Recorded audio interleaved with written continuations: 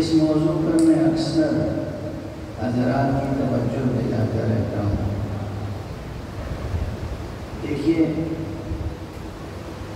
یہ افسوس کی بات ہے کہ مسلم امہ، مسلم معاشرہ قرآن مجید سے بہت دور جا چکا ہے۔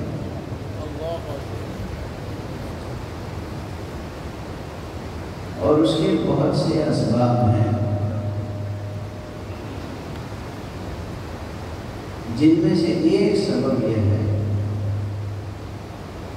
کہ یہ مسلم امہ یا اس کی اکثریت میں مسلک کی تفریق کے بغیر اور مذاہب کی تفریق کے بغیر گزارش کر رہا ہوں، سب کے لیے بات یکساں ہے۔ عین غین سین شین سب برابر ہے اس میں، سب کی حالت عین غین ہے۔ جتنے بھی اور اسباب ہیں ان میں سے ایک بڑا سبب یہ ہے کہ یہ امت اس آواز پر بھی لبیک نہ کہہ سکی، قرآن مجید کی جو آواز انہوں کے نیسا سے بلند ہوئی تھی۔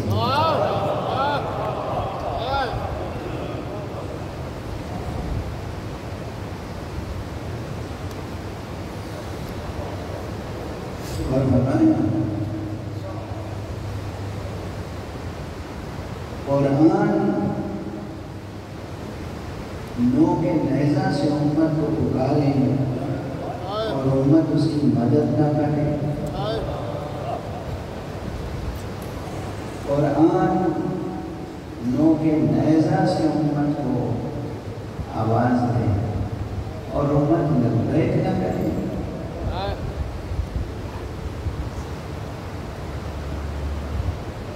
قابل تحسین اور لائق داد اور مستحق دعا ہیں آپ اور وہ نسلیں جو اب بھی لبیک یا حسین کہتے ہیں۔ لبیک یا حسین، لبیک یا حسین، لبیک یا حسین، لبیک یا حسین، لبیک یا حسین، لبیک یا حسین۔ آپ سمجھتے ہیں لبیک یا حسین کے معنی کیا ہے؟ جو لوگ نہیں سمجھتے کہ لبیک یا حسین کے معنی کیا ہے، انہیں کیسے بتائیں گے آپ کے لبیک یا حسین کے معنی کیا ہے؟ آپ یہ جواب دے کے جائیے گا، لبیک یا حسین کے معنی ہے لبیک یا قرآن۔ سبحان اللہ،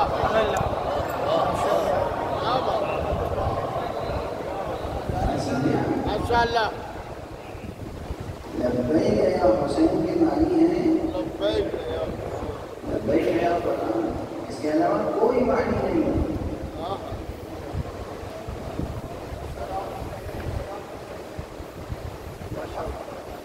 لبیک یا حسین کہنے والے یہ سمجھ لیں اور دوسروں کو بھی سمجھانے کا موقع ملے تو یہ سمجھائیں کہ لبیک یا حسین کے معنی کچھ نہیں ہے سوائے اس کے کہ لبیک یا حسین یعنی لبیک یا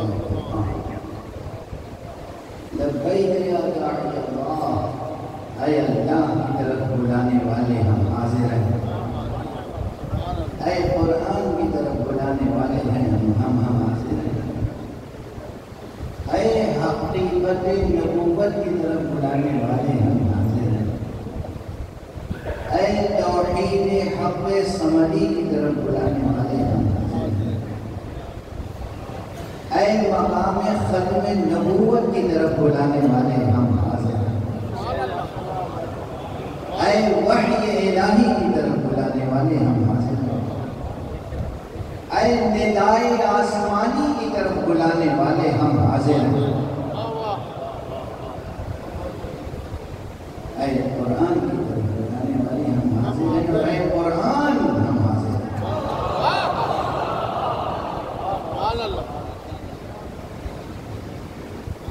لبیک یا حسین میں یہ معنی اس کے علاوہ کوئی معنی نہیں۔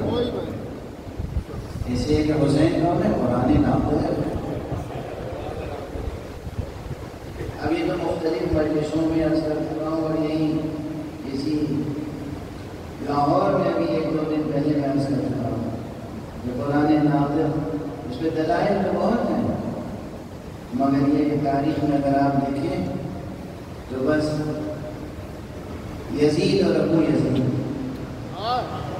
دونوں کے کارناموں کو پڑھ کے کہ دونوں نے قرآن کے ساتھ کیا سلوک کیا۔ واہ واہ واہ، سبحان اللہ، کیا بات ہے، واہ واہ۔ اچھا جو کچھ کہہ چکا ہوں نا اس پر ایک جملے کا اضافہ بس اس وقت کر رہا ہوں، ایک جملے کا۔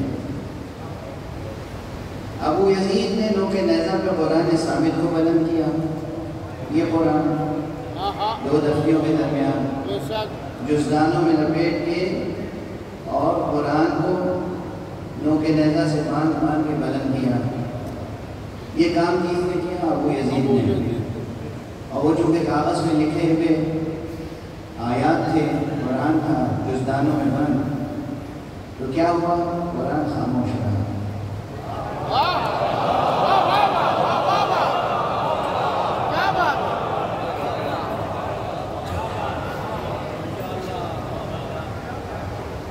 لیکن یزید نے، ابن ابو یزید نے جب قرآن ناطق کا سر نوک نیزہ پہ بلند کیا تو وہ سر خاموش نہیں رہا، اس لیے کہ وہ قرآن ناطق کبھی خاموش ہو نہیں سکتا۔ یہ میں کہہ چکا ہوں، یہ جملہ میں نے مقرر اس وقت عرض کیا۔ اب جو ایک جملہ بڑھا رہا ہوں وہ بھی خدا کی قسم، یہ 2 دفعیوں کے درمیان قرآن، یہ بھی اگر مشیت پروردگار ہوتی تو یہ بھی ضرور بولتا، یہ بھی ضرور بولتا، مگر 2 زمانوں کا فرق تھا، 2 زمانوں کا فرق تھا۔ ابو یزید کے قرآن نوک نیزہ پر اٹھانے کے باوجود قرآن خاموش رہا، یہ ایک اشارہ کا صلح حسن کی طرف۔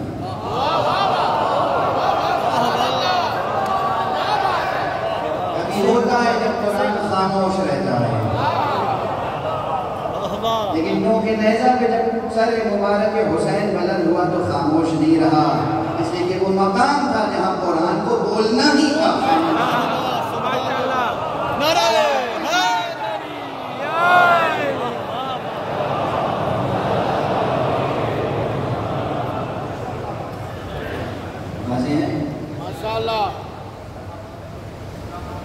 اس موقع پہ قرآن کا خاموش رہنا یہ بتا رہا تھا کہ امامت کے سلسلے میں ایک کڑی ہے جو خاموش رہے گی، بڑھ جائے، اور یہ کڑی وہ ہے آواز بلند کرنی۔ یہ تو درمیان میں جملے آ گئے ہیں، میں پھر اس بات پہ زور دوں گا کہ پوری امت کے لیے لازم ہے کہ وہ قرآن کی طرف واپس آئے۔ دستے کا جوڑ کے عرض ہوں، یہ آج مجھے معلوم ہے کہ لاہور میں اس سفر میں میری آخری مجلس ہے، تو غور سے سن رہے ہوں گے آپ، توجہ سے سن رہے ہوں گے۔ بسم اللہ بسم اللہ۔ میں بھی وہ بات کہہ کے جانا چاہتا ہوں کہ جو آخرت میں میرے لیے بھی ذخیرہ ہے، اجر و ثواب بنے آپ کے لیے۔ سبحان اللہ سبحان اللہ۔ قرآن کی طرف واپس آنے کے علاوہ کوئی چارہ نہیں ہے، اپنے پورے وجود کے ساتھ قرآن کی طرف آنا ہے۔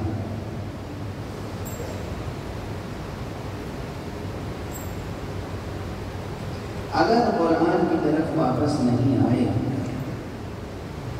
تو بحیثیت مسلم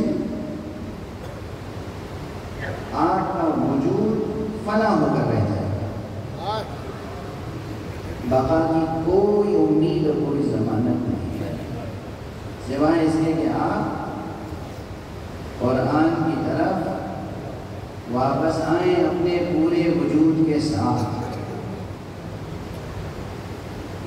ایک جملے میں نہ جانے کتنی باتیں ہیں اور کتنی بحثیں ہیں۔ ماشاءاللہ ہمارے یہاں تو وحدت کی آواز بلند کرنے والے کم ہیں اور انتشار پیدا کرنے والے زیادہ ہیں۔ ہمارے اور آپ کے 8ویں امام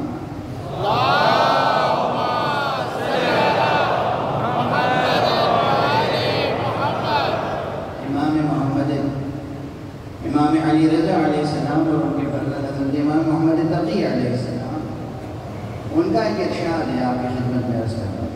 امام محمد تقی نویں امام کا ارشاد ہے فرمایا ہے کہ اگر جاہل خاموش رہے تو کبھی تفرقہ نہیں. واہ واہ واہ واہ واہ. انتشار، تفرقہ، اختلاف کب ہوتا ہے؟ جب جاہل زبان درازی کرتا ہے. جب جاہل سخن فروشی پہ اتر آئے تو پھر انتشار ہی انتشار ہے. عالم جو واقعاً عالم ہے اس کے اندر ایک خاص چیز ہوتی ہے جسے کہتے ہیں خشوع، خشیت الہی. جملہ سے عالم کی پہچان اس کے علم سے نہیں ہوتی، عالم کی پہچان اس کے اس خشوع سے ہوتی ہے جو خدا کے سامنے اس کے اندر پایا جاتا ہے. سبحان اللہ سبحان اللہ. عالم کی پہچان اس کے اندر پائے جانے والے خوف خدا سے ہوتی ہے.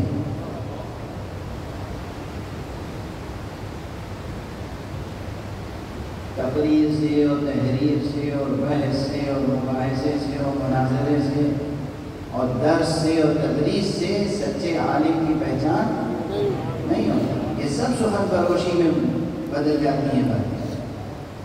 سچے عالم کی پہچان ہوتی ہے اس خوف سے جو اس کے اندر خدا کی نسبت سے پایا جاتا ہے.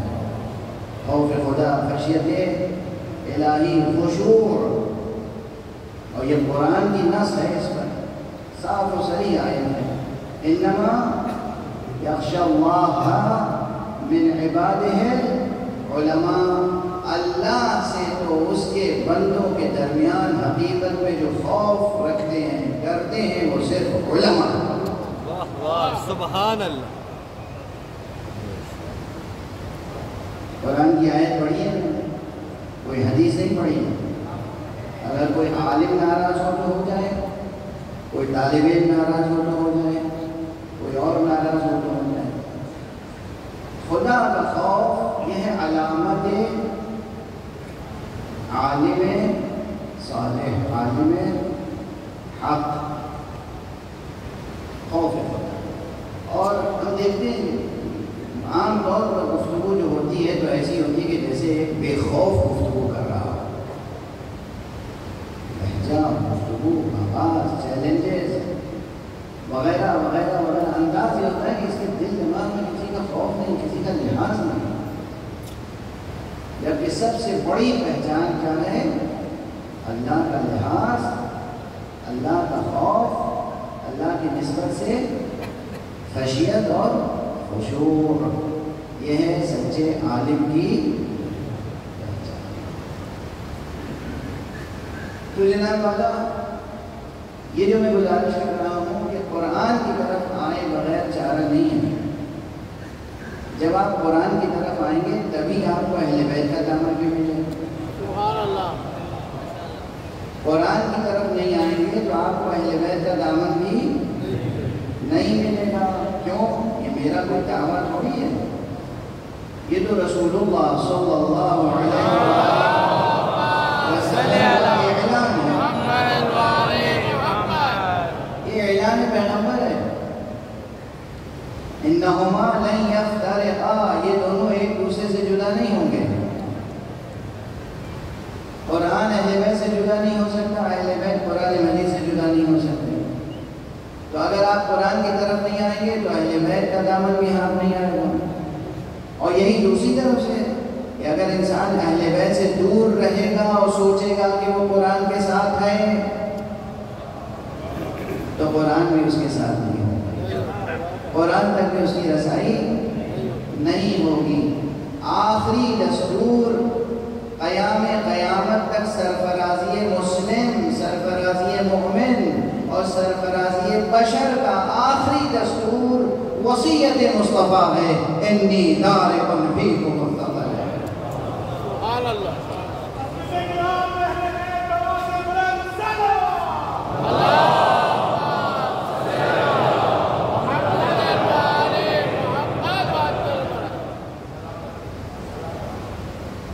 آج دن میں کچھ حضرات تشریف لائے تھے، مختلف مسالے اور مختلف مکاتب فکر سے تعلق رکھتے تھے، ان سے گفتگو ہوتی رہی تو اس وقت کی چاہا کہ اس مجمع عام میں بھی بعض نکات اسی سلسلے سے عرض کروں۔ یہ امت کو امت واحدہ بننا ہے، یعنی ایک امت بننا ہے، انتشار اور اختلاف کی گنجائش ہے نہیں، کہیں سے کہیں تک۔ اللہ سبحانہ و تعالیٰ نے قرآن مجید میں فرمایا آپ سب کو شام سنتے رہتے ہیں یہ آیت، مگر مجھ سے بھی اس وقت سن لیجیے۔ اللہ نے فرمایا ہے وَاعْتَصِمُوا بِحَبْلِ اللَّهِ جَمِيعًا وَلَا تَفَرَّقُوا۔ دیکھو تم سب کے سب اللہ کی رسی کو تھام لو اور تفرقہ نہ کرو، انتشار نہ کرو، بکھرو نہیں، ٹکڑیوں میں، گروہوں میں، پارٹیوں میں، احزاب میں تقسیم نہ ہو،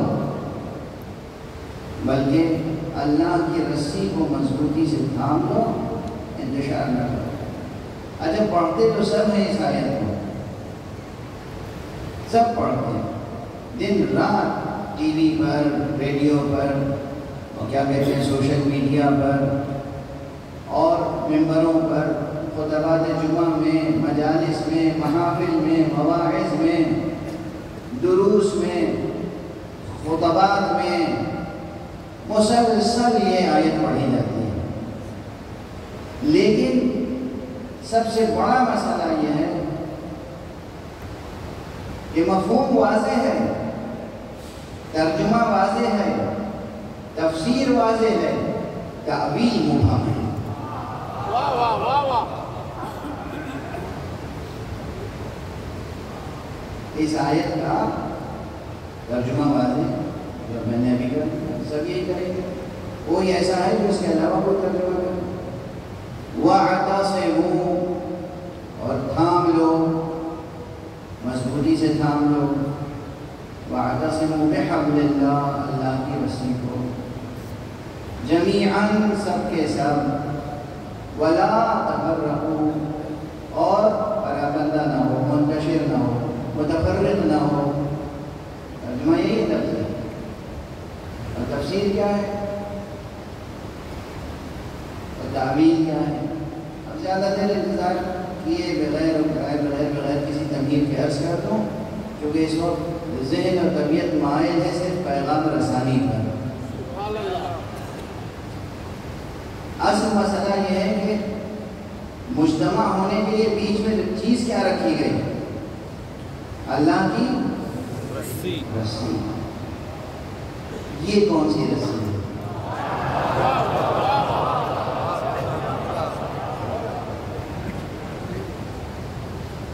اپنے طور پر ہم کوئی بھی دھول کی رسی بٹ کے سمجھے کہ حق ادا ہو گیا، یہ تو نہیں ہو سکتا۔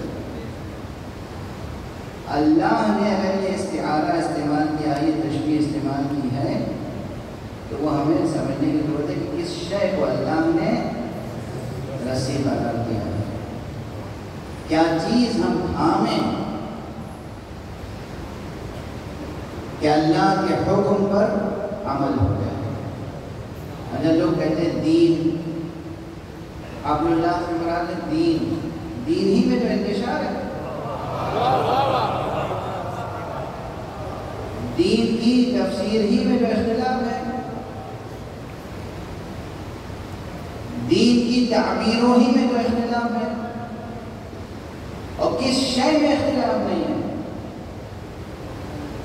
پورا قرآن مجید از اول تا آخر اس موضوع پر روشنی ڈالتا ہے طرح طرح سے۔ وہ موضوع ایک ہی ہے، کیا ہے؟ یاد ہونا چاہیے لاہور کے مجمع، یہ فقیر عرض کر چکا ہے مکرر، مولانا ابو العلا مولودی مرحوم و مغفور، پروردگار ان کی مغفرت فرمائے، درجات بلند فرمائے، سید تھے، سید والا گوہر، عالم تھے، عالم خوش بین، عالم خوش نظر، عالم خوش کلام، عالم خوش دل، عالم روشن ضمیر۔ اب جہاں جہاں انہوں نے تقیہ کیا وہ الگ بات ہے، جہاں جہاں انہوں نے توریے سے کام لیا وہ الگ بات ہے، لیکن عالم تھے مولانا ابو الاعلیٰ مودودی۔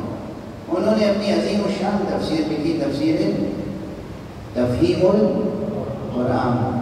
اس کے شروع میں انہوں نے ایک بحث قائم کی، اور وہ بحث یہ تھی، ایک سوال قائم کیا کہ قرآن اگر کوئی کتاب ہے تو اس کتاب کا کوئی موضوع ہوگا۔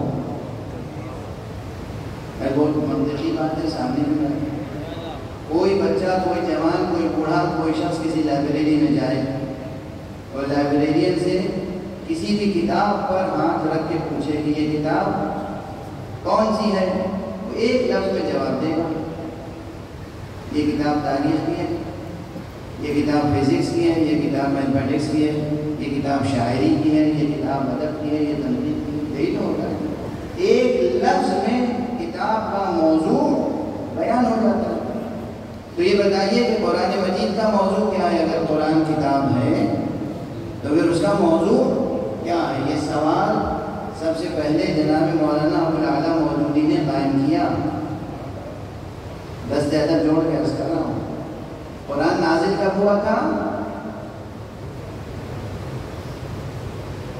مودودی صاحب کب پیدا ہوئے؟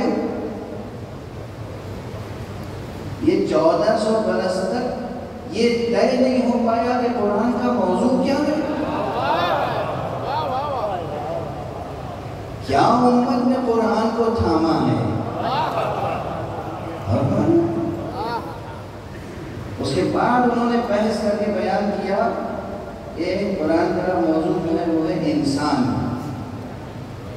آجا یہ موضوع معین کرنے کا بھی ایک سبب تھا، اس زمانے میں یہ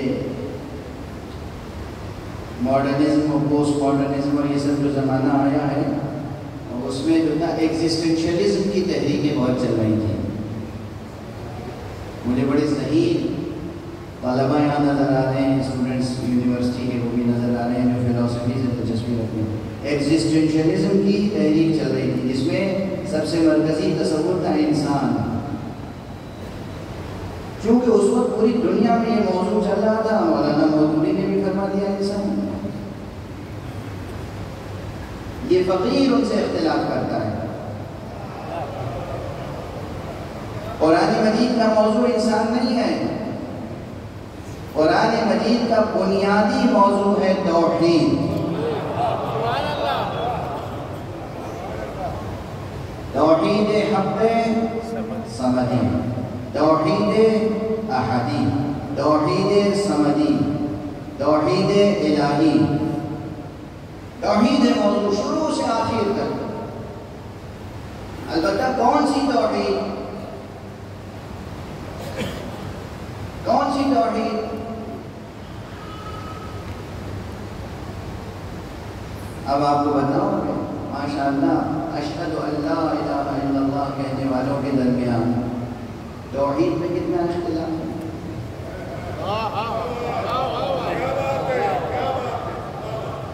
عرض کروں توحید پہ کتنا اختلاف؟ بت پرستوں کی بات نہیں کر رہا ہوں،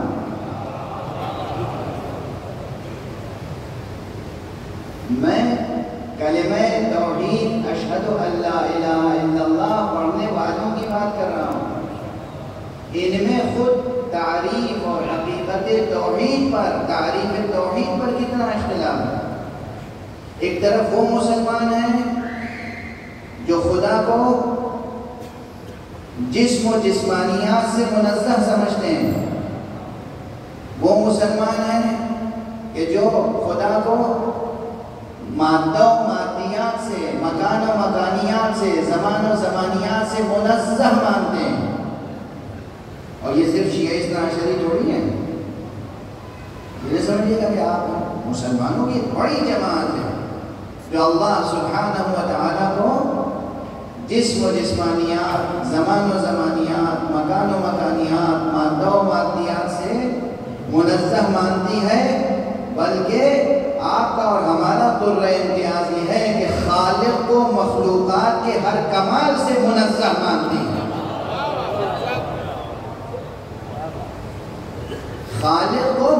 مخلوقات کے کمالات سے منزہ مانتے ہیں ہم.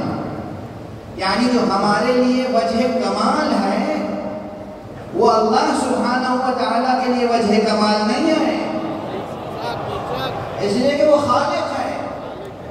بہت سے مقامات پر صرف الفاظ مشترک ہیں، لفظ مشترک ہے، مفہوم بالکل مغایر ہے. لیکن بہرحال ایک بڑی جماعت وہ ہے مسلمانوں کی جو اللہ سبحانہ و تعالیٰ کو منزہ مانتی ہے. سبوح قدوس رب الملائکۃ والروح. تسبیح کرتے ہیں ہم اس کی، تقدیس کرتے ہیں ہم اس کی. اس کے مقابلے میں دوسری جماعت کیا ہے؟ اللہ کو ایک جسم مانتی ہے، ایک حسین نوجوان کی شکل میں. یہ بھی مسلمان اپنے کو کہتے ہیں مجسمہ، اور ہم بھی انہیں غیر مسلم نہیں کہتے. جب تک کوئی خود سے اپنے کو مسلمان کہتا رہے ہمیں یہ اختیار نہیں ہے کہ ہم اسے غیر مسلم کہیں. یہ اخلاق ہمیں سکھایا ہے قرآن نے اور رسول نے اور اہل بیت نے. قرآن نے، رسول نے اور اہل بیت نے ہمیں یہ اخلاق سکھایا ہے کہ جب تک کوئی خود کو مسلمان کہتا رہے آپ کو حق نہیں ہے کہ اسے دائرہ اسلام سے خارج کر دیں. ارے کچھ فیصلے خدا پہ بھی چھوڑ دیجئے. ہر فیصلہ آپ خود کر لینا چاہتے ہیں؟ ایک صلوات پڑھ دیجئے محمد.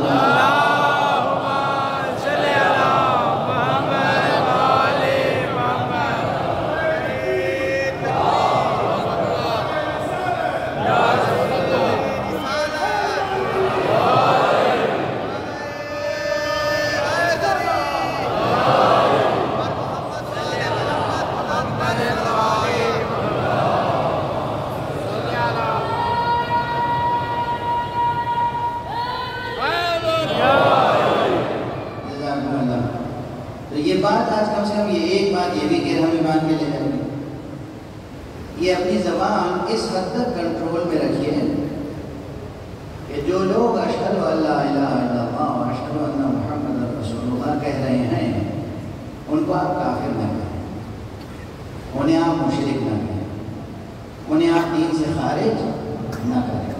وہ کیا کرتے ہیں اسے چھوڑ دیں، آپ نہ کریں. ہمیں یہ تہذیب سکھائی گئی، ہماری یہ ثقافت ہونی چاہیے. 12 تو یہ اتنا بعد ہے اس معاملے میں. توحید میں ایک اللہ کو منزہ مانتا ہے اور ایک اللہ کو مجسم مانتا ہے. نبوت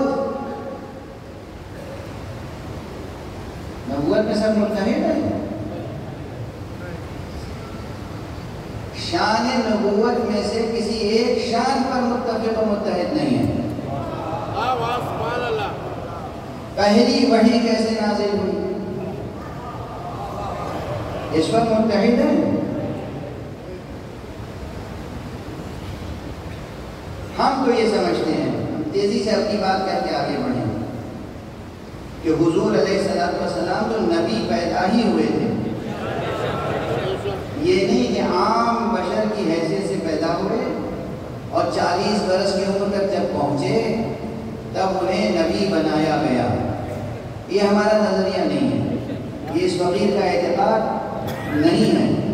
جب رسول خود فرمائیں کنت نبیا وآدم بین الماء والطین، میں اس وقت بھی نبی تھا جب ابھی آدم خلق نہیں ہوئے تھے.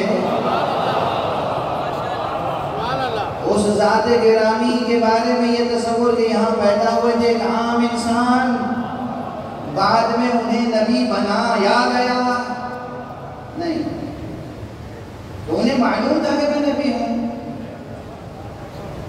حضور کے احادیث میں ہے اور ائمہ اہل بیت نے نقل فرمایا کہ جب حضور صلی اللہ علیہ وآلہ وسلم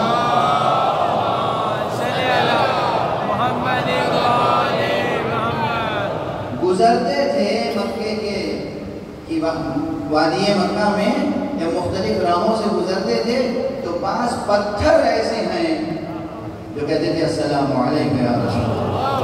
سبحان اللہ. جن لوگوں کے دل دماغ پتھر ہیں انہیں پتھر کی آواز سنائی نہیں دے گی.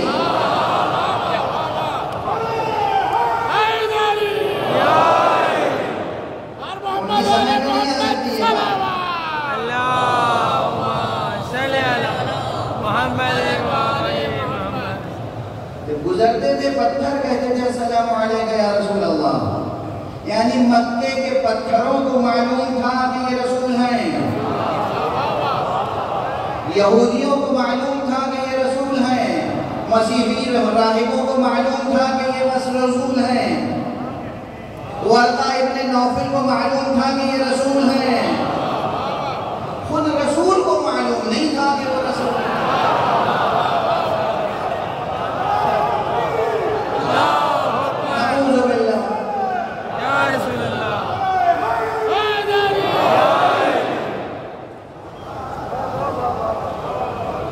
پہلی بار جبرائیل کو دیکھا تو گھبرا گئے، پریشان ہو گئے، پہچان نہ سکے. ارے وہ جبرائیل جن کا نور پرتوے نور مصطفیٰ میں پیدا ہوا ہو، اس جبرائیل کو مصطفیٰ نہ پہچانے.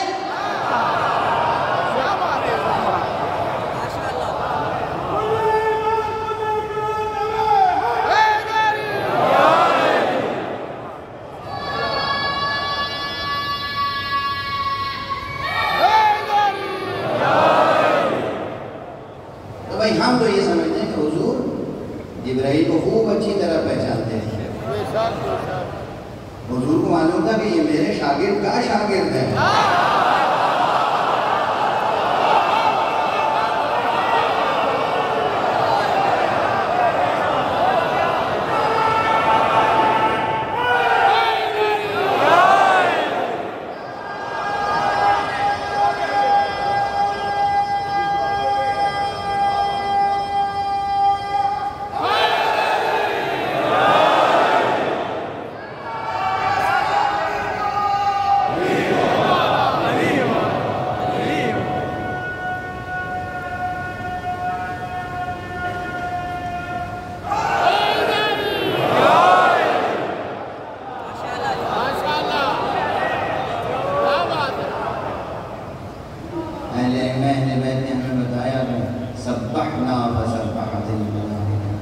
ہم نے تسبیح کی تو ہماری تسبیح سن کے ملائکہ نے تسبیح کرنا سیکھا. خلق اول مصطفیٰ، نور اول مصطفیٰ، وہ ذات مصطفیٰ کی کہ جن کی ذات میں حقیقت نبوت منحصر ہے. ان کے لیے یہ گمان وہ جبرائیل کو پہچانتے نہیں تھے. اور نعوذ باللہ 100,000 بار نعوذ باللہ اچھی بری صورت میں تو عام لوگوں کو بھی پہچان ہو جاتی ہے. ہم عام طور پہ دیکھ کے پہچانتے ہیں یہ شریف آدمی ہے، یہ شریف آدمی نہیں ہے. حضور نعوذ باللہ خاکم بدہن کہتے پتہ نہیں شیطان تو نہیں ہے. کیا تصویر کھینچی ہے اموی اسلام نے پیغمبر کی.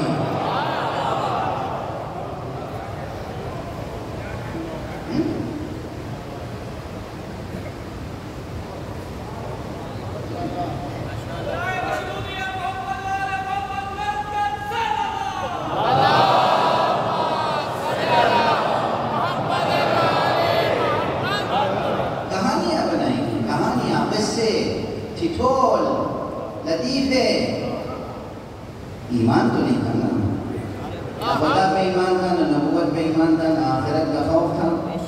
تو دین کا مذہب کا ٹھٹول بنایا گیا. ارے جبرائیل آئے تو رسول نے تو پہچانا ہی نہیں. ڈرتے ہوئے، لرزتے ہوئے، کانپتے ہوئے خوف کے عالم میں آئے اور جناب خدیجہ سے کہا کہ زمیلونی زمیلونی، مجھے چادر اڑا دو، مجھے چادر اڑا دو. ارے جس کو اللہ سبحانہ و تعالیٰ نے قبائے عصمت اور ردائے رسالت سے آراستہ کیا.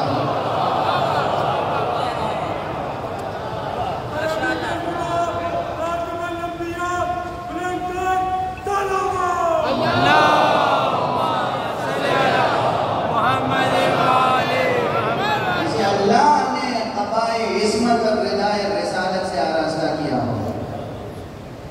اس رسول کے بارے میں اس طرح کے تصورات پر میں تو مثالیں ابھی دے رہا ہوں، میں نے ابھی شروع نہیں کی ہے۔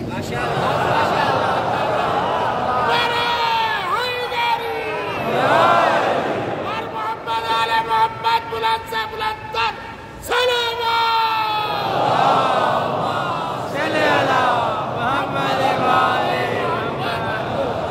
ابھی تو تقریر پہلے جملے پہ اٹکی ہوئی ہے، ابھی تو مثالیں دے رہا ہوں جملہ مکمل کرنے میں کہ جناب والا دین کیا ہے، دین پر متفق ہے، توحید کا یہ حال، نبوت کے بارے میں، پہلی وحی کے بارے میں یہ انتشار، عصمت پیغمبر کے بارے میں نعوذ باللہ الیاذ باللہ، کیا کیا باتیں رسول کی شان کے خلاف لکھی گئی ہیں، ایسی ایسی غلط باتیں ایسی صحیح کتابوں میں بھر دی گئی۔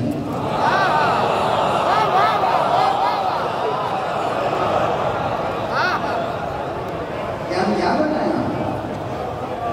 کیا بتائیں؟ صحیح کتابوں میں غلط باتیں بھر دی گئی۔ سارے مسلمانوں کا یہ حال ہے، ادھر دیکھ کے نہ ہنسیے، ابھی طرف بھی دیکھ کے ہنسیے۔ مسئلہ فرقہ وارانہ فرقہ انگیز نہیں ہے، میں مثال دے رہا ہوں کہ کس قدر انتشار ہے نبوت کے بعد، معراج پیغمبر، عصمت پیغمبر، کس چیز میں اختلاف نہیں ہے۔ اب اس مرتبہ اس سفر میں تو کئی بار کہہ چکا کہ ایک معراج کو خواب سمجھتا ہے اور ایک معراج کو حقیقت سمجھتا ہے۔ کہاں؟ اب یہ سب دین کی چیزیں ہیں نا، دین کی باتیں، تو دین میں کس قدر مختلف نظریات اور افکار پائے جاتے ہیں۔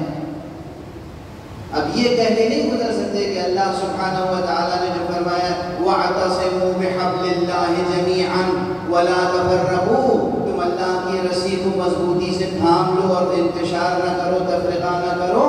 اس کے معنی ہے کہ بس دین کو مضبوطی سے تھام لو اور تفرقہ نہ کرو۔ دین کس چیز کا نام ہے؟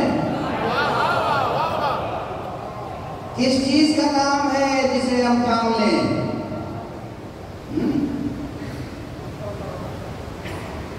کوئی بھی مسلمان نوجوان یہ سوال کر سکتا ہے، اور کوئی بھی غیر مسلم اگر مسلم ہو، داخل دائرہ اسلام ہو، تو اس کے سامنے بھی یہ حیرت انگیز سوال ہوگا کہ کیا چیز ہے ہم جسے تھام لیں، پکڑ لیں مضبوطی سے اور منتشر نہ ہو۔ یہ سوال اپنی جگہ ہے، تو جب یہ سوال اپنی جگہ ہے تو ہمیں اس کا جواب بھی تلاش کرنا ہوگا، اور یہ جواب یا قرآن مجید میں جتنے حقائق ہیں، پھر اس بنیادی اصول کو سمجھیں۔ پوری امت کو آنا ہے پلٹ کے کہاں؟ قرآن کی طرف۔ قرآن میں جو حقائق ہیں ان کی تفسیر ہمیں حاصل ہونی ہے کس سے؟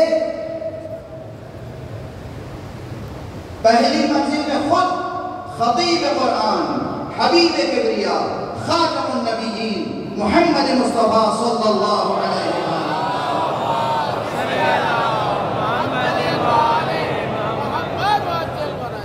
ڈکشنری دیکھ دیکھ کے قرآن کا ترجمہ نہیں ہوگا، رسول سے پوچھ پوچھ کے قرآن کا ترجمہ ہوگا۔ اگر ڈکشنری دیکھ کے ہوا، میں بہت سی مثالیں دے سکتا ہوں مگر نام نہیں لینا چاہتا، بہت سے لوگ کہ کسی کی خامخواہ دل آزاری نہ ہو۔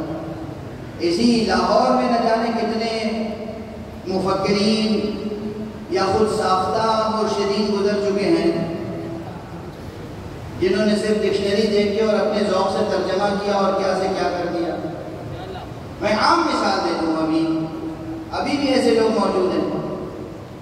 سب سے بڑی مضبوط چیز عملی جو قرآن مجید میں ہے، اگر کوئی پوری تاریخ اسلام کو شک کی نگاہ سے دیکھے، اور ایسے دیکھنے والے ہیں، ایسے دیکھنے والے موجود ہیں کہ جو پوری تاریخ اسلام کو، تمام سرمایہ حدیث کو شک کی نگاہ سے دیکھتے ہیں، اور بس جو ان کے مطلب کی چیز ہے اسے کہہ دیتے ہیں یہ متواتر ہے، یہ ثابت ہے، یہ درست ہے، باقی سب نادرست۔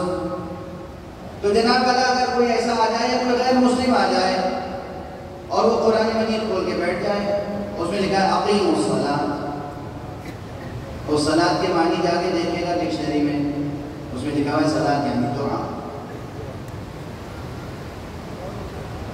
صلاۃ یعنی ڈکشنری میننگ، لیکسیکل میننگ کیا ہے؟ صلاۃ یعنی دعا۔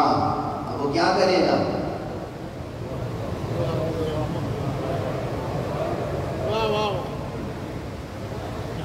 دعا ہی کرے گا، یا وہ دعا کرے گا یا ہم اس کے حق میں دعا کریں گے۔ مثال واضح ہے۔ اسی لیے حضور علیہ السلام نے کیا کہا؟ اقیموا الصلاۃ تو ہے، لیکن حدیث کے سرمایے یہ بھی ہے، حدیث کے سرمایے میں یہ بھی موجود ہے، صلو کما رأیتمونی اصلی، اس طرح سے نماز پڑھو جیسے مجھے نماز پڑھتے ہوئے دیکھا۔ اس کے معنی کیا ہے؟ اب ایک بات یاد رکھیے گا، صلاۃ کی حقیقت و ماہیت کچھ نہیں ہے سوائے اس کے کہ وہ سیرت مصطفیٰ کا ایک حصہ ہے۔ صلاۃ سیرت مصطفیٰ صلی اللہ علیہ وآلہ وسلم۔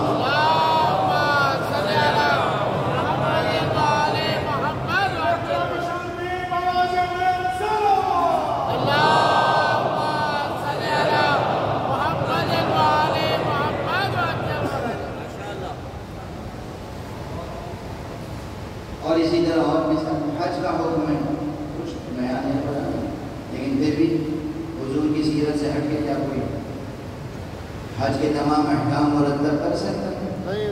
وہاں بھی حضور نے فرمایا خذوا مناسککم عنی، دیکھو حج کے آداب، حج کے احکام، حج کے رسوم مجھ سے حاصل کرو، مجھ سے، عنی مجھ سے، عن القرآن نہیں کہا،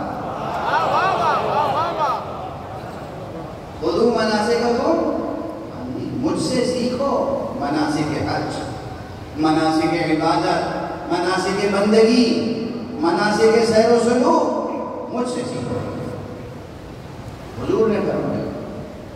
تو قرآن کی طرف امت کو آنا ہے، لیکن خود قرآن کو سمجھنے کے لیے پہلی منزل میں کون ہے؟ سرکار رسالت مہا محمد مصطفیٰ صلی اللہ علیہ وآلہ محمد وآل محمد۔ میں نہیں سمجھتا کہ اس مسئلے میں کوئی بھی اختلاف کرے گا،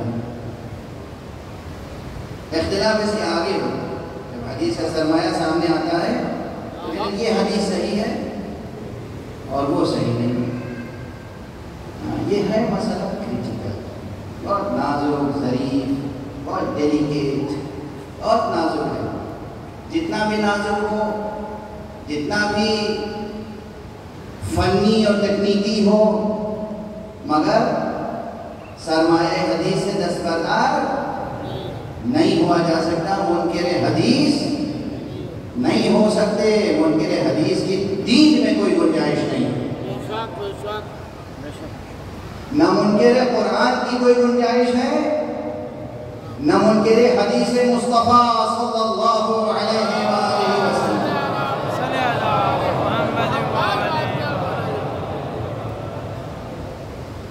ممکن نہیں ہے کہ ہم قرآن بغیر مصطفیٰ کے سمجھ سکیں، یعنی وہ رویہ درست نہیں ہے کہ ہم مصطفیٰ کے مقابلے میں، مصطفیٰ کے سامنے آ کر یہ کہہ سکیں کہ قرآن کافی ہے۔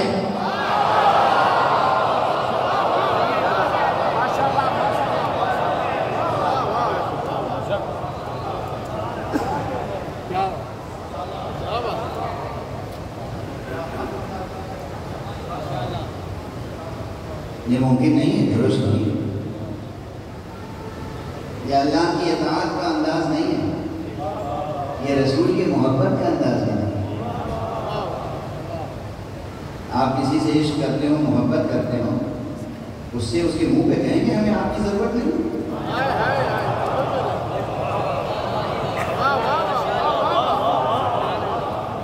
یہ بھی کوئی محبت کی بات ہو، یہ عشق ہے، یہ محبت ہے، یہ ارادت ہے، یہ عقیدت ہے، یہ ایمان ہے، یہی وفاداری ہے، یہی جانثاری ہے۔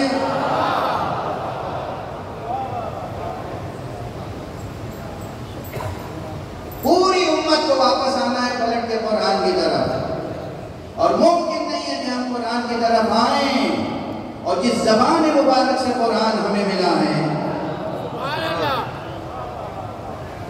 اس زبان مبارک سے اس کی تفسیر دریافت نہ کریں۔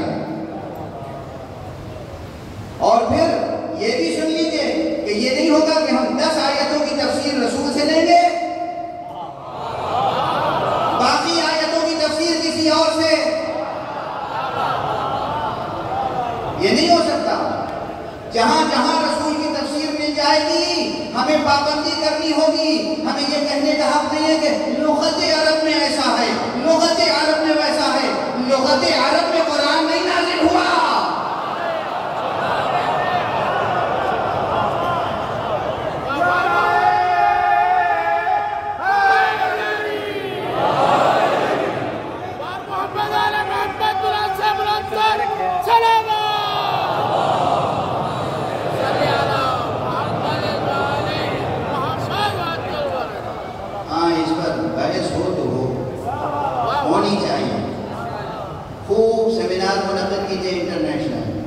اور اس فقیر کو یاد کروا لیجیے گا۔ میں ثابت کروں گا قرآن عربی، زمانے جاہلیت کی عربی، شراب خوار شاعروں کی عربی، عیش خور شاعروں کی عربی، بت پرستوں کی عربی میں قرآن نازل نہیں ہوا۔ قرآن زبان خدا میں، الہی زبان میں، فطرت کی زبان میں اور محمد کی زبان میں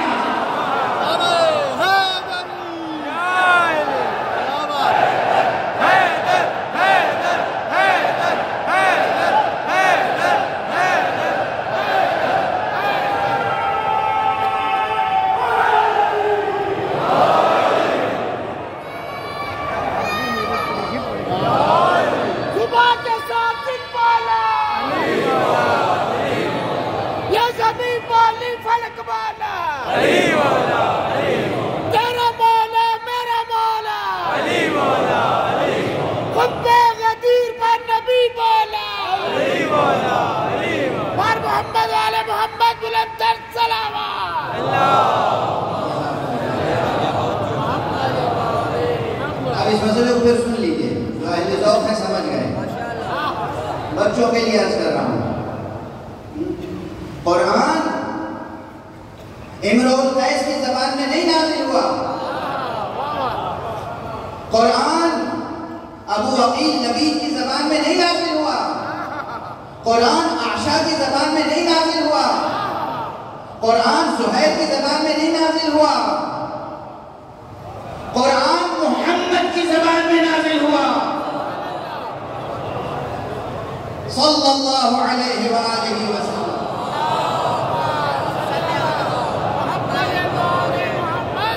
اچھا فرق کیا ہے اس میں؟ اب ایک مثال دے کے آگے بڑھوں۔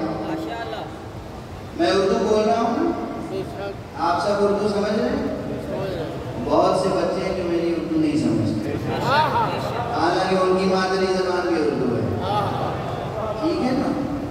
وہ کہتے ہیں یہ کون سی، یہ مولوی صاحب کون سی زبان بول رہے ہیں، ہمارے گھر میں تو یہ نہیں بولی جاتی۔ آنے کی بات ہے، اردو آپ کی مادری زبان بھی ہے، اردو میری مادری زبان بھی ہے، میں بھی اردو بول رہا ہوں، مگر بہت سے بچے ہیں، سب کو نہیں کہہ رہا ہوں، بہت سے بچے ہیں جو کہتے ہیں ان کی اردو سمجھ میں نہیں آتی۔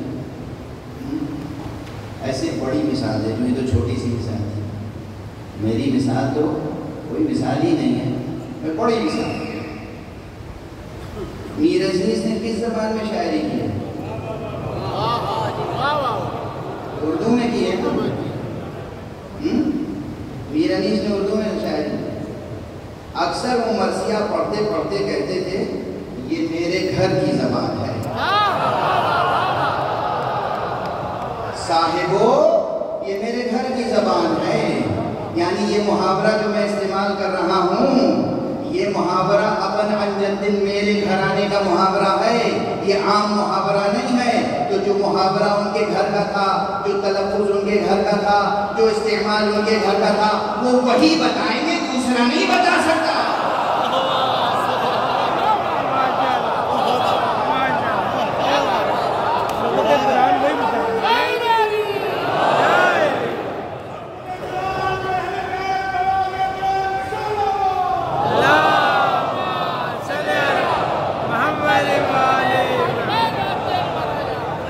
بنیادی باتیں سمجھ میں آتی ہیں نا.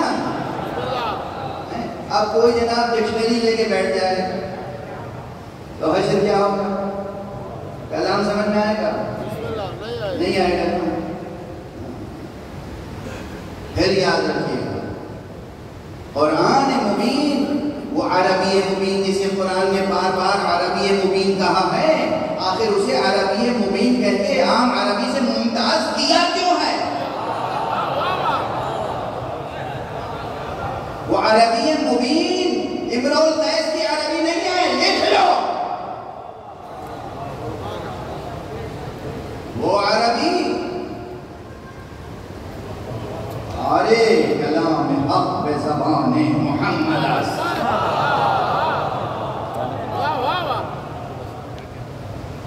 غالب نے اپنی نعت میں کہا تھا، غالب کی فارسی کی نعت بہت مشہور ہے، پڑھیے گا، ویسٹ کیجیے گا، کیف کیجیے گا اور سمجھنے کی کوشش کیجیے گا. اب جب یہ ان کی زبان میں نازل ہوا، حق سبحانہ و تعالیٰ نے عربی مبین میں یعنی مصطفیٰ کی زبان میں اور زبان مصطفیٰ پر قرآن نازل کیا، جاری کیا. تو جب ہم سرکار رسالت آپ سے پوچھیں گے کہ صلاۃ کے معنی کیا ہیں، تو جو وہ بتا دیں اسے ماننا پڑے گا. ہم حضور سے پوچھیں صوم کے معنی کیا ہیں، جو وہ بتا دیں ماننا پڑے گا. ہم حضور سے پوچھیں سرکار حج کے معنی کیا ہیں، حج کے معنی ڈکشنری میں کیا ہے؟ قصد. حج یعنی قصد. اور یہاں حج کے کیا معنی ہے؟ ایک مخصوص معنی ہے. یہ کون بتائے گا؟ سرکار رسالت پاک. زکوٰۃ کے معنی کیا ہیں؟ حضور بتائیں گے. جہاد کے معنی کیا ہیں؟ حضور بتائیں گے. اور جب یہ تمام معنی وہ بتائیں گے تو پھر اگر کہیں لفظ آئے گا امام مبین، یہ بھی ہم حضور سے پوچھیں گے. جو وہ بتائیں گے وہی پڑھا. ڈکشنری میں کچھ بھی لکھا ہو. اور جب اہل بیت کا ذکر ہوگا تو اہل البیت کے کیا معنی ہے، یہ بھی ہم محمد سے پوچھیں گے. صلوات علیہ محمد وآلہ.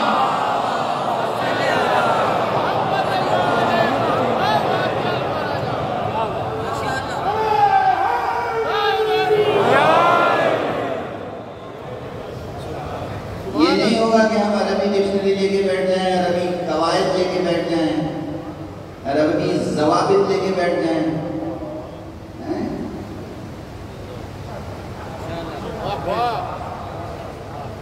نہیں، ایک اصول مقرر ہو گیا کہ ہم حضور سے پوچھیں گے، چاہے کتنا ہی عام لفظ. صلاۃ عام لفظ، صلاۃ بظاہر عام لفظ. قرآن مجید میں بہت سے الفاظ ہیں، کلمات ہیں جو عام ہیں، ڈکشنری مل جاتے ہیں. مگر قرآن نے جس سیاق و سباق میں اور جس معنویت کے ساتھ اور جس آسمانی مفہوم کے ساتھ اسے نازل کیا ہے وہ حضور جانتے ہیں. تو جس طرح ہم تمام موارد پر حضور سے پوچھیں گے اس کے معنی کیا ہے، حضور یہاں اس کے معنی کیا ہے، حضور یہاں اس کے معنی ہے، وہاں جب ہم پڑھیں گے انما یرید اللہ لیذهب عنکم الرجس اہل البیت، ہم پوچھیں گے یا رسول اللہ یہ کون اہل بیت ہیں جن سے رجس کو اللہ نے دور کر دیا ہے. اس لیے ہمیں تو دنیا میں کوئی نہیں نظر آتا جس کا دامن صاف ہو.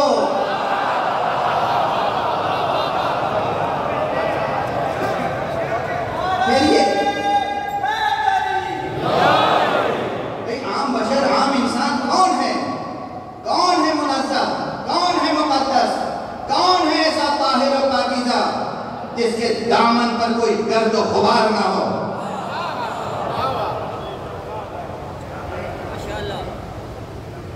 سوال ہے، لیکن سوال ہے تو ہم حضور سے پہلے پوچھیں گے نا. اور حضور اگر کچھ شخصیتوں کو اپنی رضا میں لے کر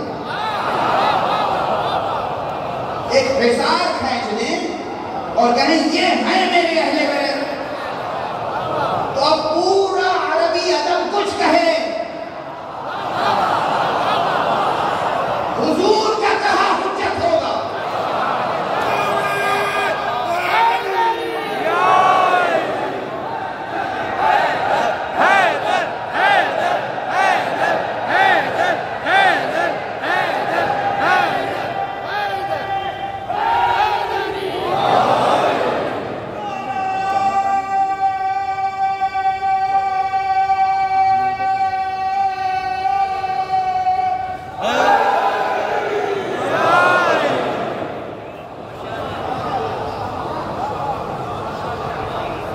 ڈکشنری میں یہ لکھا ہے اور نہ ہوگا قاعدہ یہ ہے، اور ابھی آپ قرآن کی فلاں آیت میں یہ ہے ہوگا، قرآن کی فلاں آیت میں کیا ہے ہوگا، قرآن کی اس آیت میں کیا ہے۔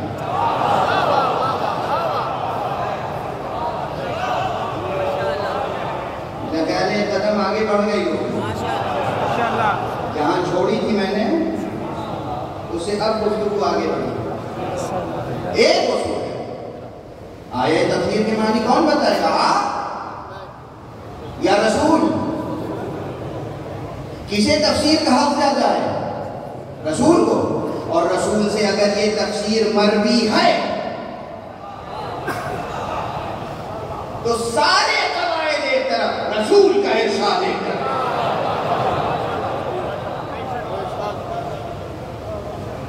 رسول کو رسول مانا ہے،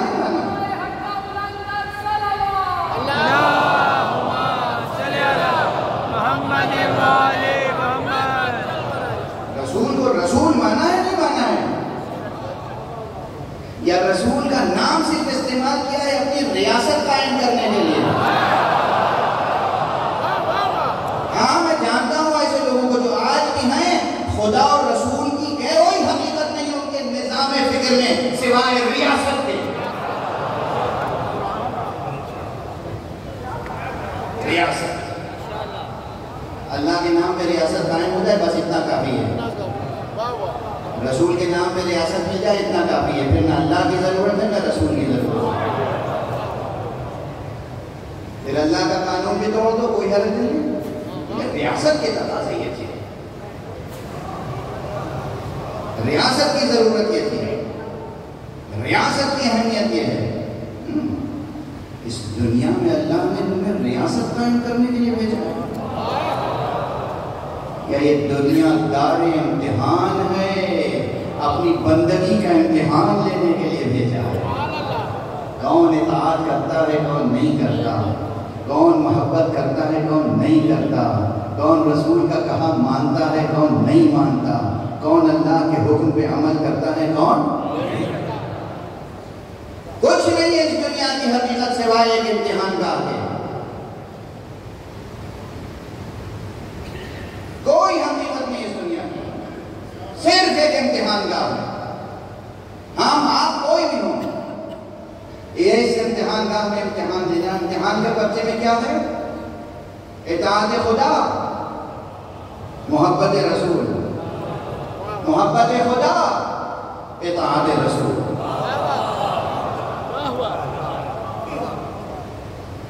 جتنے سوالات ہیں نا سب کا نچوڑ یہی دو ہے۔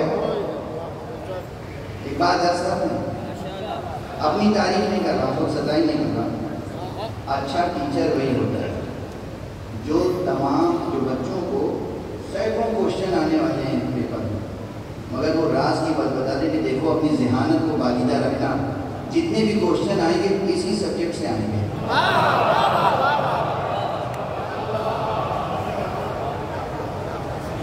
ایسے ہی ہے نا، اللہ پروفیسر صاحب تشریف فرما کہہ رہے ہیں ایسے یہ زندگی بھر پڑھایا، اس میں کتنے ٹیچرز پروفیسر موجود۔ آج سے بیٹا ذہانت کو بیدار رکھنا، ہم پوائنٹس بتا دیتے ہیں، یہ 2-3 پوائنٹس ہیں، یہی سبجیکٹس ہیں، یہیں سے سوال آئے گا۔ تو خدا کی قسم، قرآن کی قسم، فطرت انسانی کی قسم، وجدان بشری کی قسم، روح اسلام کی قسم، جتنے بھی امتحان کے زاویے ہیں اس دنیا میں بس دو ہیں، حب خدا، اطاعت رسول۔ تیسری کوئی چیز آپ اضافہ نہیں کر سکتے، اس میں کر کے دکھا دیجیے، میں آپ کے ہاتھ میں بیعت کروں گا۔ سبحان اللہ۔ کوئی آئے بتا دے کہ ان 2 پوائنٹس کے علاوہ کوئی پوائنٹ ہے جس میں امتحان ہوگا، میں آپ کے ہاتھ میں بیعت کروں گا۔ بس 2 پوائنٹ، حب خدا، اطاعت رسول۔ قل ان کنتم تحبون اللہ فاتبعونی یحببکم اللہ۔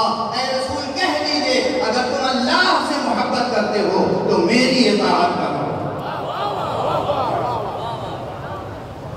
پورے دین کا متن ہے یہ آیت۔ یحببکم اللہ، تم میری اطاعت کرو گے تو پھر اللہ بھی کیا کرے گا؟ تم سے محبت کرے گا۔ سبحان اللہ۔ اول محبت ہے دین میں، آخر محبت ہے دین میں۔ دین محبت کا نام ہے، دین نفرتوں کا نام نہیں ہے۔ دین محبت کا نام ہے۔ قرآن کتاب رحمت ہے،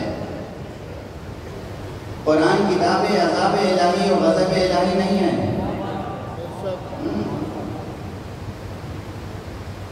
تو یہ یاد رکھیں کہ حضور علیہ السلام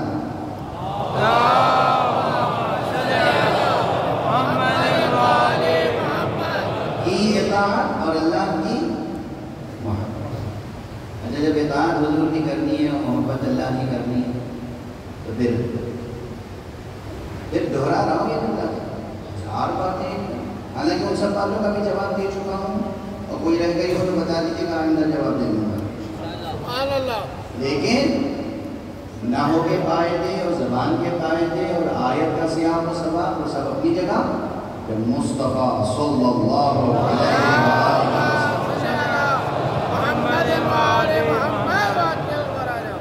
کہہ دیں کہ اس سے مراد یہ ہے، ختم ہو گئی بات، سارے قاعدے قانون ختم۔ حضور کا ارشاد فیصلہ ہو گیا، حضور نے 1-2 مواقع بنے، نہ جانے کتنے موقعوں پہ کہا، اور وہ بھی ایک بات اور کیجیے گا اس مسئلے میں، یہ اہلیت بیت نبوت،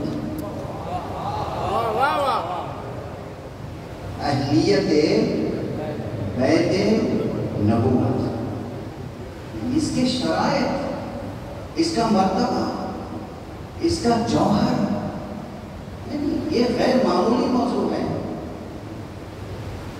آپ سب کے ذہنوں میں اشارہ کر کے آگے بڑھا، اس میں رشتہ کوئی چیز نہیں ہے، لوگ سمجھتے ہیں ہم رشتے کے پابند ہیں۔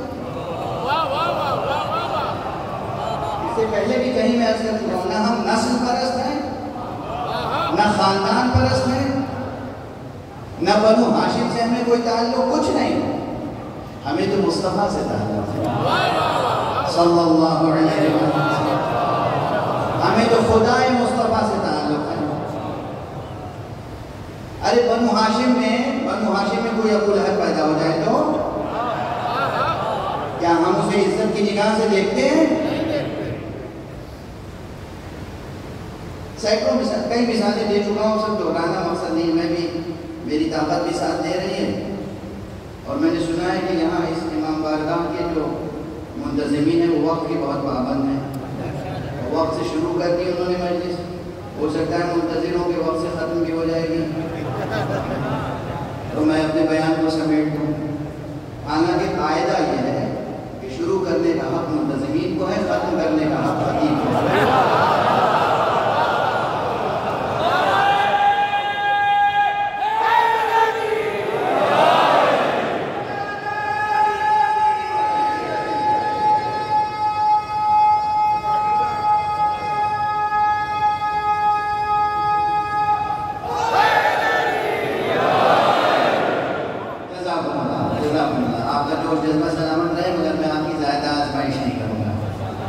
مجھے آپ کا امتحان لینے کا حق تھوڑی ہے، اللہ کو امتحان لینے کا حق ہے۔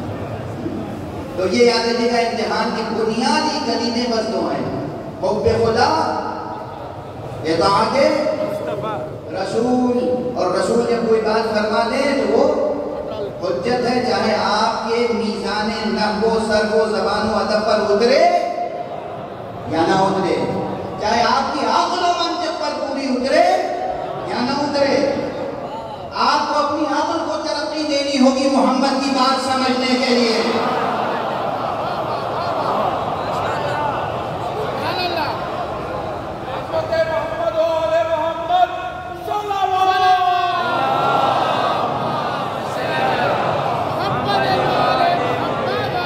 چھٹکارا نہیں ملے گا کہ ہماری عقل میں یہ بات نہیں آتی تھی۔ تم نے عقل کی تربیت کیوں نہیں کی؟ تم نے عقل کو پروان کیوں نہیں چڑھایا؟ تم نے عقل کا تزکیہ کیوں نہیں کیا؟ پوچھیے عقل کا تزکیہ کرنا بھی کون سکھائے گا؟ کوئی نہیں، میرا مولا آقا حسین۔ اس کا ایک جملہ سن کے جانا جوانوں، اور آج سے اپنے صحیفہ دل پہ لکھ لینا۔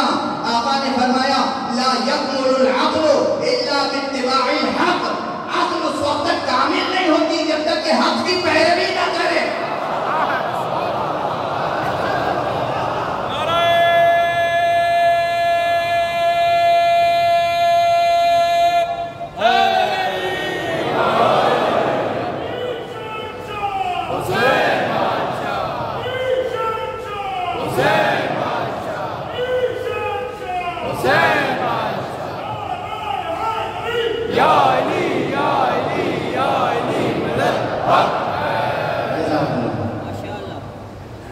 عقل اس وقت تک مکمل نہیں ہو سکتی، لا یکمل العقل الا باتباع الحق، جب تک کہ وہ حق کی پیروی نہ کرے۔ اچھا، تاریخ کا ایک واقعہ میں نقل کر رہا ہوں، تاریخ کا۔ اب آگے یہ بات کو چھوڑ کے کیسے تاریخ؟ جوانوں عزیزوں یاد رکھنا اور جا کے پڑھ لینا، تاریخ کا واقعہ ہے۔ یہ کسی اور موقع پہ نہیں کہا تھا مولا حسین نے، کئی لوگ بیٹھے ہوئے تھے، دنیا کے طلبگار، حکومت کے طلبگار، اقتدار کے طلبگار، خدا فراموش، خود پرست، کئی لوگ بیٹھے ہوئے تھے، اور وہاں پر یہ بات ہو رہی تھی کہ عقل کیا ہے اور عقل کیسے ترقی کرتی ہے، اور کون زیادہ عقل مند ہے اور کون کم عقل مند ہے، کون زیرک ہے اور کون زیرک نہیں ہے۔ اس وقت امام حسین نے فرمایا لا یکمل العقل الا باتباع الحق، عقل اس وقت تک مکمل نہیں ہوتی جب تک کہ حق کی پیروی نہ کرے۔ جیسے ہی مولا نے یہ فرمایا تو ایک صاحب نے فرمایا ارے تمہارے دل میں تو بس ایک ہی بات بیٹھی ہوئی ہے، ارے کیا کہہ دیا تھا مولا نے؟ حق ہی کا لفظ تو لیا تھا۔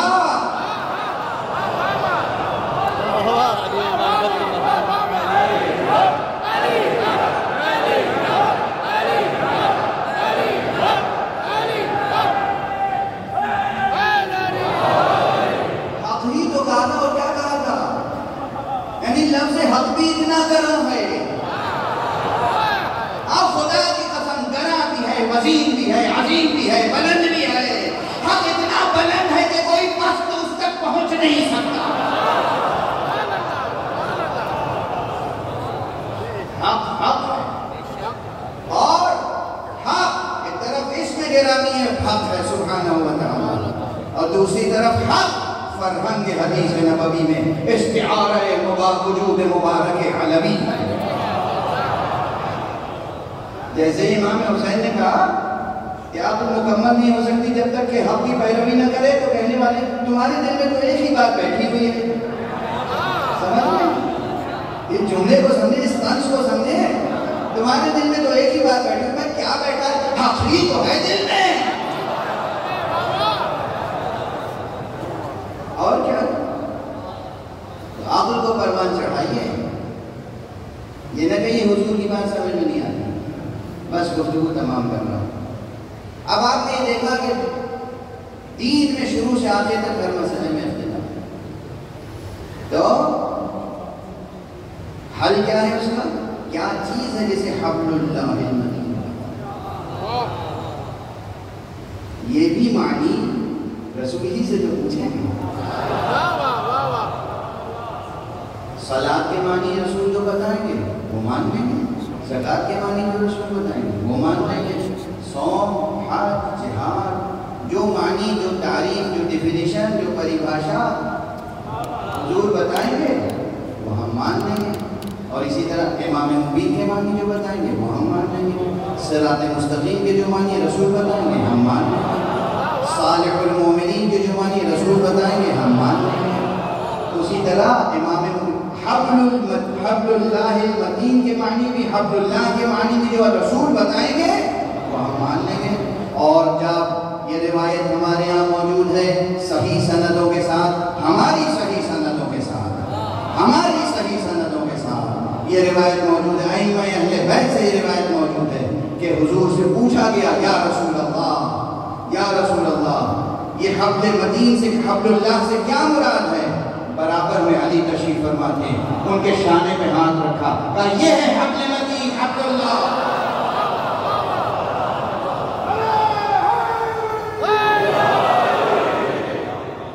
اب آپ سمجھے، تمام امت کی وحدت کا ایک ہی راز ہے، جب تک علی کی ولایت کا دامن نہیں تھامو گے انتشار رہے گا، اختلاف رہے گا، افتراق رہے گا، نفاق رہے گا۔ علی کا دامن تھام لو، وحدت قائم ہو جائے۔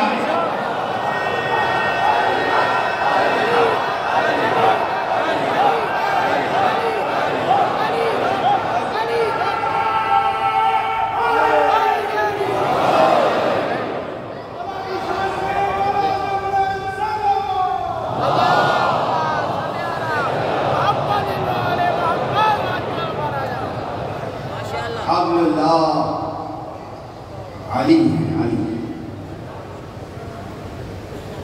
ٹھیک ہے، ایک روایت اور وہ بھی صحیح ہے، ایک روایت اور بھی صحیح ہے۔ ایک روایت میں کہا کہ حبل اللہ سے مراد ہے قرآن، بالکل صحیح ہے۔ قرآن کیا ہے؟ علی کا نام۔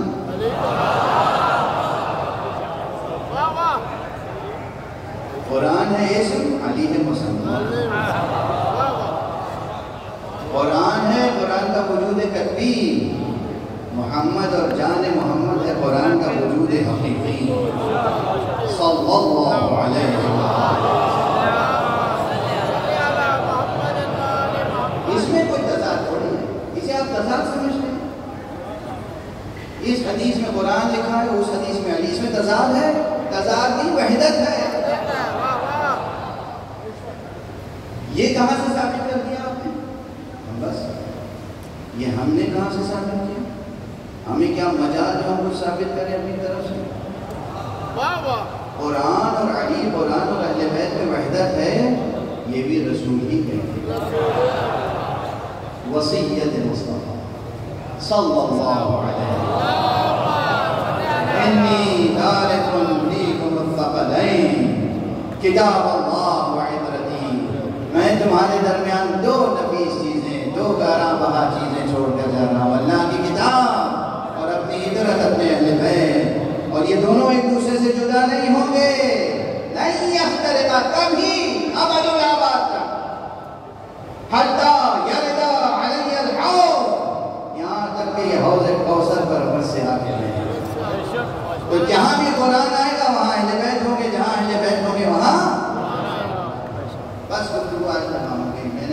میں سمجھتا ہوں کہ ایک پیغام آپ تک منتقل ہو گیا، بس ایک جملہ فضائل میں عرض کروں گا اور اس سے آپ باب مسائل میں داخل ہو جائیں گے۔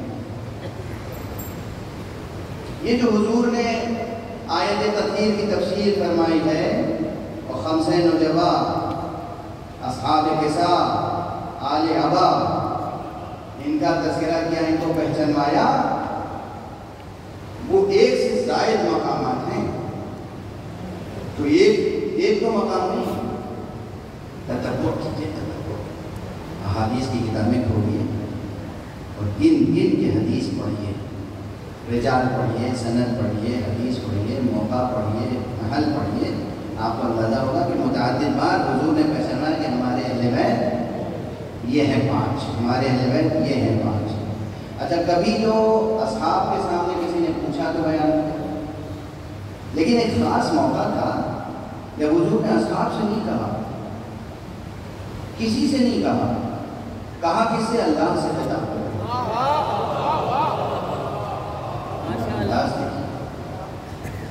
اللہ سے خطاب کر کے کہا.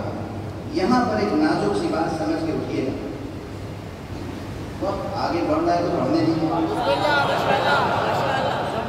اب بات آ گئی ہے تو تشنا چھوڑ کے جانا اچھا نہیں ہے. میں نے کہا تھا اہلیت بیت نبوت، یہ رشتے کس کا دار و مدار نہیں ہے. بیٹا وہ ہوا کرتا،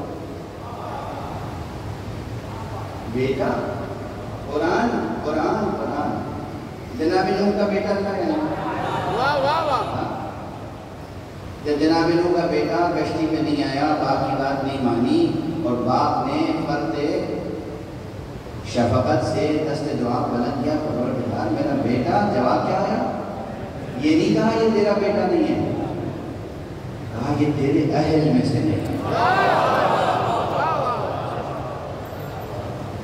کچھ بات سمجھ میں آئی کہ رشتہ ناتا اہلیت بیت نبوت کی اساس نہیں ہے.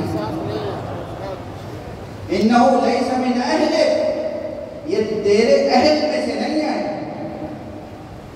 جس خدا نے جناب نوح سے کہا تھا، جناب نوح مقام دعا میں ہے اور اللہ فرما رہا ہے یہ تمہارے اہل میں سے نہیں ہے.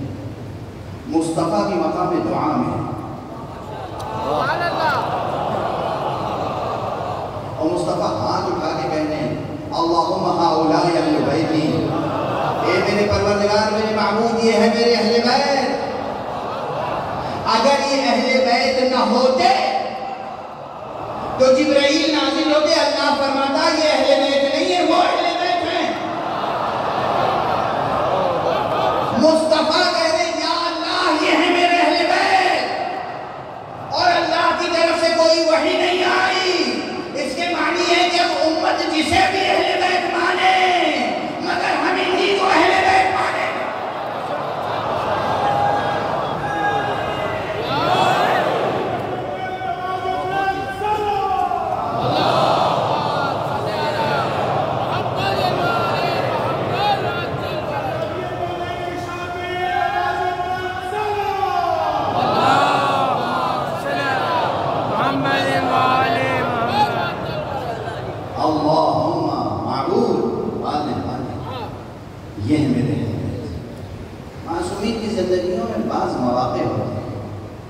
جب معصوم کوئی حقیقت لوح وجود پر ہمیشہ ہمیشہ کے لیے ثبت کرنا چاہتا ہے، جب معصوم کسی حقیقت کو لوح ہستی اور لوح تاریخ پر ہمیشہ ہمیشہ کے لیے نقش کرنا چاہتا ہے، تو معصوم پھر کسی غیر معصوم سے خطاب کر کے کچھ نہیں کہتا، معصوم خدا سے خطاب کر کے کہتا. یہاں اس مقام پر رسول نے خدا سے خطاب کر کے کہا اللہم ہؤلاء اہل بیتی، میرے معبود یہ ہے میرے اہل بیت. جیسے میدان کربلا میں آقا حسین کو ایک حقیقت ہمیشہ کے لیے محفوظ کرنی تھی تو پھر ہاتھ اٹھا کے کہا اللہم اشہد علی ہؤلاء القوم، اے پروردگار تو گواہ ہے نا اس قوم پر. وقد برز الیہم غلام، ان کی طرف اب وہ جوان جا رہا ہے کہ جو خلق میں رفتار میں گفتار میں تیرے رسول کی شبیہ ہے.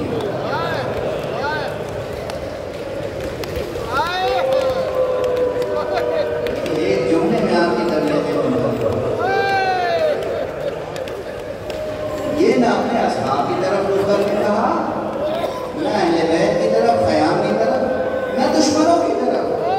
دشمنوں سے خطاب نہیں ہے کہ جسے سمجھا جائے کہ حسین علیہ السلام ترحم کے لیے، استحباب کے لیے، ان کی ہمدردی حاصل کرنے کے لیے کہہ رہے ہیں. نہیں، خدا سے ہم کلام ہیں. اللہم اشہد علی ہؤلاء القوم، اے پروردگار اب تو گواہ رہنا. فقد برز الیہم غلام اشبہ الناس برسول خلقا وخلقا ومنطقا. اے پروردگار اب وہ جوان جا رہا ہے ان کی طرف جو اپنی رفتار میں گفتار میں تیرے رسول کی شبیہ. اجرکم علی اللہ، خدا کو کسی غم میں نہ رلائے سوائے غم غالب۔ مجلس تمام ہو گئی، مجلس تمام ہو گئی۔ آج اگرچہ محرم ختم ہو چکا ہے، ماہ سفر کا آغاز ہو چکا ہے، لیکن زبان پر بے اختیار بلا سبب اس شبیہ پیغمبر کا ذکر نہیں آیا، اس لیے کہ آپ کو معلوم ہے ان تاریخوں میں کیا ہوا ہے۔ اس طرح سے سر مبارک کی توہین کی ہے۔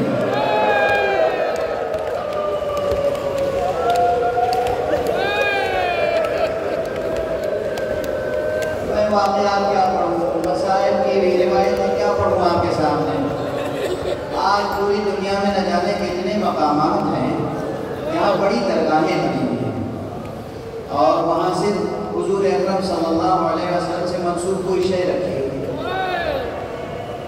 کہیں بتایا جاتا ہے کہ منہ مبارک ہے، حضور کی ریش مبارک کا ایک بال، آپ کی زلف مبارک کا ایک بال، کہیں آپ کی نالین مبارک ہے، کہیں آپ کی قمیص ہے، معلوم نہیں حقیقت ہے یا منسوب ہے، مگر کوئی چیز حضور سے منسوب بھی ہوتی ہے تو اس کی ساری خلقت کتنا احترام کرتی ہے۔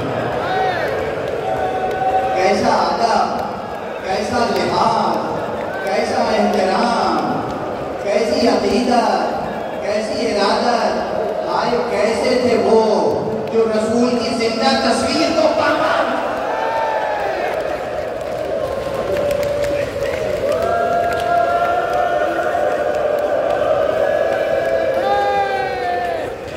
آپ جانتے ہیں میں کبھی کوئی تفصیلی روایت نہیں پڑھتا ہوں، عموماً بس نفس واقعہ کی طرف اشارہ کر کے گزر جاتا ہوں، کیونکہ تفصیلی روایت پڑھنے میں احتمال ہوتا ہے پتہ نہیں راوی سے کہیں سہو ہوا، اضافہ ہوا، کمی ہوئی، یہ پوری روایت درست ہے درست نہیں، لیکن نفس واقعہ اس کا تو انکار نہیں کیا جا سکتا نا۔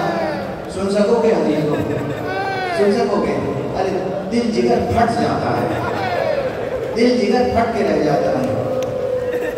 علامہ طاہر سماوی تاریخ کربلا کے ایک بہت معتبر مورخ ہیں، انہوں نے لکھا ہے کربلا میں آقا حسین کے اصحاب اور اہل بیت میں 4 شخصیتیں ایسی ہیں جن پر ایسا ظلم ہوا جو کسی اور پر نہیں ہوا۔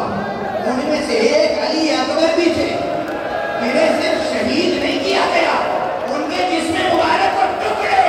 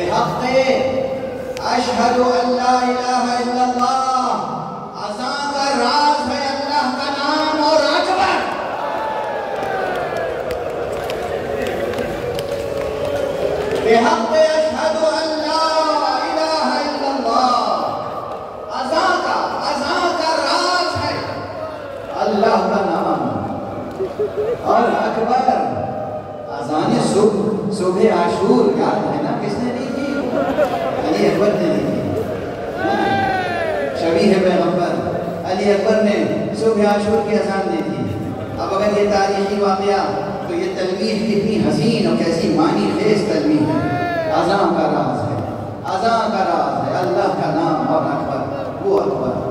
سراپا صورت اور سیرت میں شبیہ ہے پیغمبر کا.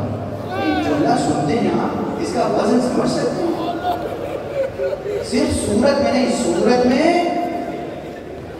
سیرت میں. گواہی کس کی ہے؟ حسین کی گواہی ہے اپنے بیٹے کے حق. وہ بھی گواہی ہے اللہ کو گواہ کر کے.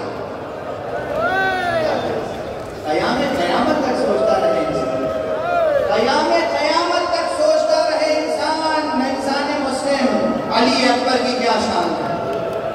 کہیں میں نے عرض کر دیا تھا کہ چوارنا معصومین کے بعد سب سے عظیم شخصیت حضرت علی اکبر کی ہے. بعض لوگوں کی سمجھ میں نہیں آئی بات, وہ معترض ہوئے.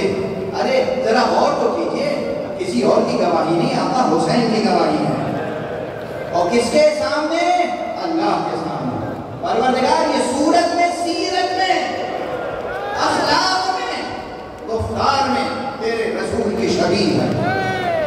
اس عظمت کا تصور عقل انسانی کر نہیں سکتی. بس سن لیجئے اور سمجھنے کی کوشش کرتے رہیے. یہ اکبر تھے جن کے جسم نازنی کو دشمنوں نے ٹکڑے ٹکڑے کیا. ابھی شہادتوں کے بیان کا موقع تو نہیں ہے, اس لیے میں کچھ اور نہیں عرض کروں گا, مگر ایک جملہ عرض کروں. یہ جو ٹکڑے ٹکڑے کیا ہے نا, یہ آقا حسین کے سامنے نہیں کیا ہے, کیونکہ آقا حسین جب تک موجود تھے ان کا روح, ان کا جلال, ان کی ہیبت, ان کی شان یہ تھی, آقا نے اپنے سامنے کسی کا سر قلم